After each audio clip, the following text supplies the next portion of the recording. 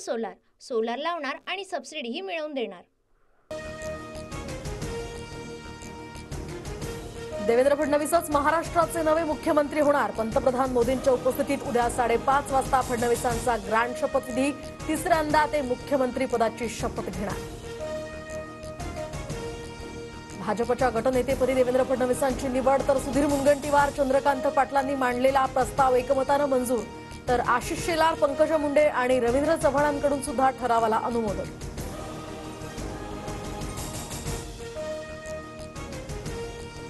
पंतप्रधान मोदींनी एका कार्यकर्त्याला मुख्यमंत्री केलं। एक है तो सेफ है, मोदी है तो मुमकिन है।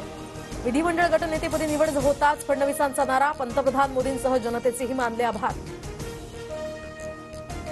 तो सेफ है आणि मोदी है तो मुमकिन है।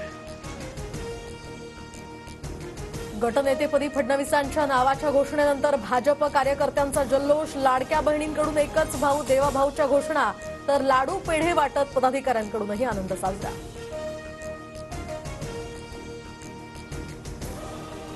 एकनाथ शिंदे, देवेंद्र फडणवीस, अजित पवारांमध्ये बैठक, तर सत्ता स्थापनेपूर्वी तिन्ही नेत्यांमध्ये चर्चा। 3:30 वाजता राज्यपालांकडे पत्र देत या ठिकाणी सत्ता स्थापनेचा दावा करणार। उद्या फक्त मुख्यमंत्री आणि 2च उपमुख्यमंत्री शपथ घेणार। इतर मंत्र्यांचा शपथविधी अद्याप निश्चित नाही। नागपूर अधिवेशनापूर्वी मंत्रिमंडळाचा शपथविधी होणार, सूत्रांची माहिती।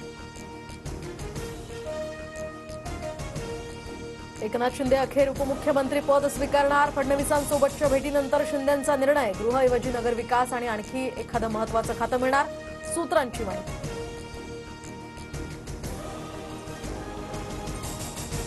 विरोधात बसलो पण एकही आमदार सोडून गेला नाही। 2.5 वर्षात प्रचंड त्रास झाला। 2019 मध्ये जनतेचा कौल हिसकावण्यात आला। बेईमानी सुद्धा झाली। फडणवीसांचा उद्धव ठाकरेंवर सुद्धा निशाणा। हिंदुत्वाचा मुद्दा सोडल्याचा अपप्रचार खोडून काढा। मुंबई महापालिका निवडणुकीमध्ये हिंदुत्वाचा मुद्दा लोकांपर्यंत पोहोचवा। मातोश्रीवर माजी नगरसेवकांच्या बैठकीत उद्धव ठाकरेंच्या सूचना। मुंबईमध्ये भाजपची दादागिरी सुरू। गुजराती बोलण्याच्या धमक्या देत मराठी माणसाचा पगडा पुसून टाकण्याचा प्रयत्न। मराठी मारवाडी वादावर संजय राऊतांकडून भाजपा लक्ष। लाडकी बहीण योजनेच्या अर्जांची पुन्हा पडताळणी होणार। फसवणूक, खोट्या दाव्यांच्या पडताळणीसाठी आता कागदपत्रांची उलट तपासणी होण्याची सुद्धा शक्यता। सोलार सोलार लावणार आणि सबसिडीही मिळवून देणार।